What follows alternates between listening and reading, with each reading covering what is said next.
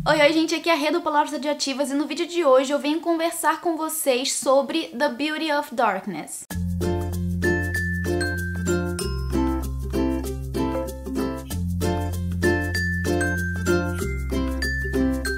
Antes de eu começar, então, a falar o que eu achei do desfecho da trilogia das Crônicas de Amor e Ódio da Mary E. Pearson, eu venho avisar, então, a vocês que esse livro aqui está em um kit a sorteio aqui no canal. Eu vou deixar o link aqui no card, se você ainda não viu e não sabe do que eu tô falando, mas lá tem, basicamente, 2 kits e em um deles tem essa belezinha aqui que você pode levar pra casa. Então, falando um pouco agora sobre o livro, aqui a gente, obviamente, vai ter, então, o desfecho da história da Lia e dos destinos de todas as personagens que a Mary E. Pearson trouxe aqui pra gente em toda essa trilogia. O livro começa, então, quando a Lia tá sendo resgatada pelo Rafe ali depois que eles saem de venda e agora eles precisam lutar pela vida deles e sair, né, fugir dali daquelas redondezas o mais rápido possível para que as pessoas de venda não os encontrem. E agora que a Lia foi resgatada, o próximo passo é eles irem para uma espécie de posto de segurança de Dobrak chamado Marabella e mais ou menos metade do livro vai ser então a gente acompanhando a trajetória dessas personagens até esse posto de segurança e como que tudo vai se desenrolando ali entre eles, principalmente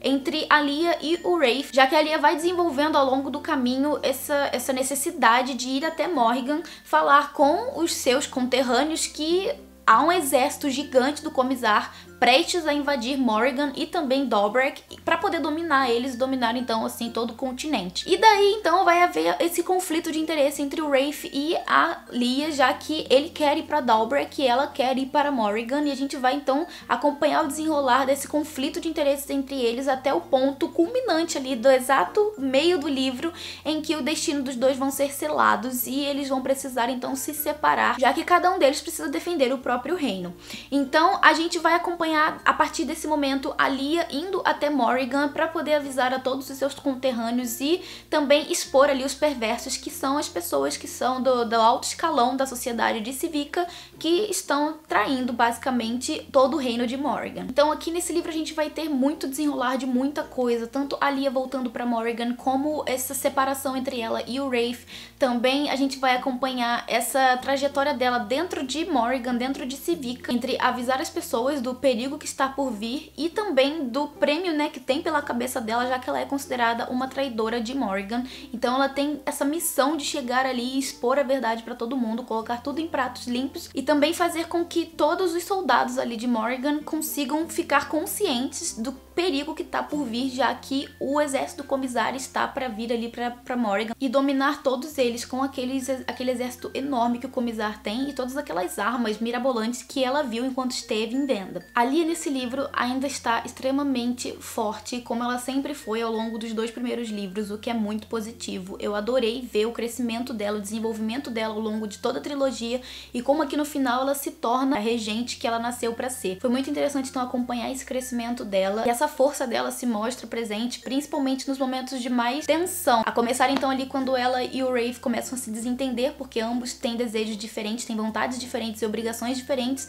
e ela se mantém firme e forte no que ela quer, ela não abaixa a cabeça. E aqui eu achei muito interessante porque a autora deixou cair por terra aquela coisa de a mocinha acabar cedendo aos desejos do rapaz porque ela gosta dele ou porque eles têm algum sentimento ali entre eles. Não foi nada disso. A mocinha se manteve firme e forte no que ela queria e no que ela acreditava, e ela foi lá e fez o que ela achava melhor, tanto pra ela quanto para as outras pessoas, o que foi maravilhoso. Eu gostei muito de como a história se desenrola e termina. O destino da Lia, no caso, então, eu achei bastante condizente com tudo que ela veio representando ao longo da história e eu fiquei bastante satisfeita com esse desfecho dela, mas eu não posso dizer o mesmo dos outros personagens, né? Por exemplo, o Caden tem um desfecho ali que eu não tava imaginando pra ele, e por falar em Caden, a gente percebe, eu pelo menos percebi nesse livro aqui, que ele deu uma decaída, assim, com relação à participação dele na história. Aqui ele ficou basicamente de pano de fundo, eu não vi ele sendo um personagem ativo, eu não vi ele tomando decisões, eu não vi ele,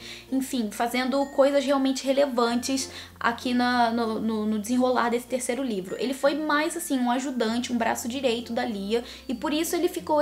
exatamente no pano de fundo, no background, enquanto que o Rafe, por outro lado, se sobressai, já que vai ter esse conflito com a Lia no começo e que ali da metade do livro pro final ele vai ter uma posição de maior destaque e vai, enfim, ser mais relevante para a história. Sem o Rafe, eu acho que o destino de todos os personagens aqui não teria sido como foi. Falando também de personagens que ficaram de background, que ficaram, assim, realmente de pano de fundo da história, nós temos então as mulheres aqui, as amigas da Lia, que são, no caso, a Pauline, a Birdie, a Gwyneth e a Natia. Aqui então a gente vai continuar vendo os capítulos da Pauline sendo narrados por ela, mas é basicamente pra gente ter, assim, uma noção do que tá acontecendo com essa personagem, já que ela foi apresentada pra gente anteriormente. Porque, ao meu ver, de relevância pra história, nenhuma dessas moças tiveram nada, assim, de muito grandioso. Elas ficaram realmente, assim, de pano de fundo, como um acompanhamento da história dessas personagens secundárias. Pra mim foram, assim, duas histórias diferentes que estavam acontecendo ao mesmo tempo e que a gente pôde ir acompanhando e que, né, ali da metade do livro em diante, com a narração da Pauline, a gente vai acompanhando e vai, assim, deduzindo, então, o destino dela e de outros personagens ali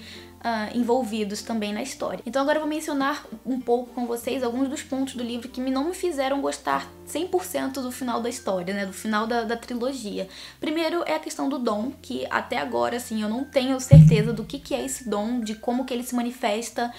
como que ele é passado para as primeiras filhas e como que, enfim, como que ele funciona. A autora não explicou, ela não deixou as claras, então a gente fica meio que deduzindo que seja, sei lá, uma espécie de premonição, uma coisa que a Lia tem que vem do nada e vai embora do nada também e que a gente não entende, a gente não sabe de onde que tá vindo e como que funciona. Então, ao meu ver, nem a protagonista teve completo controle desse dom, ele simplesmente era uma coisa que vinha, baixava nela e ia embora depois. E então, por essa razão, por eu não ter entendido completamente o que diacho era esse dom, eu acho que a autora poderia ter descrito melhor,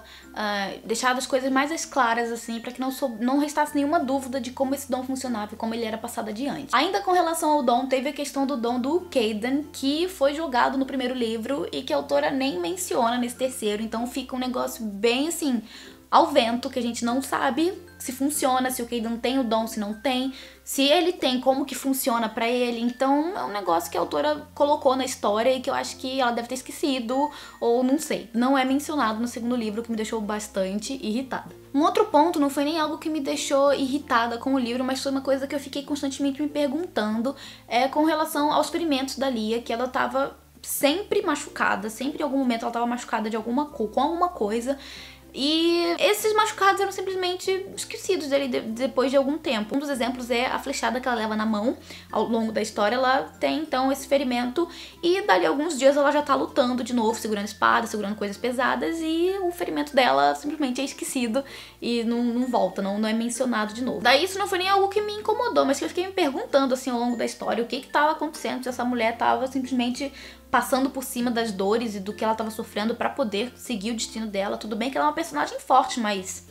né, não sei se é o forte o suficiente pra deixar de lado tão facilmente os ferimentos que ela sofreu ao longo da história. E por fim, um ponto que foi, assim, o que mais me deixou aborrecida com esse livro foi o desfecho ali no finalzinho, né, na batalha, que é o momento que eu tava esperando o livro inteiro, né, que todo mundo passa o livro inteiro pra chegar nessa batalha e descobrir como que as coisas vão acontecer, quem vai morrer, quem vai viver, o que vai se dar dessa história.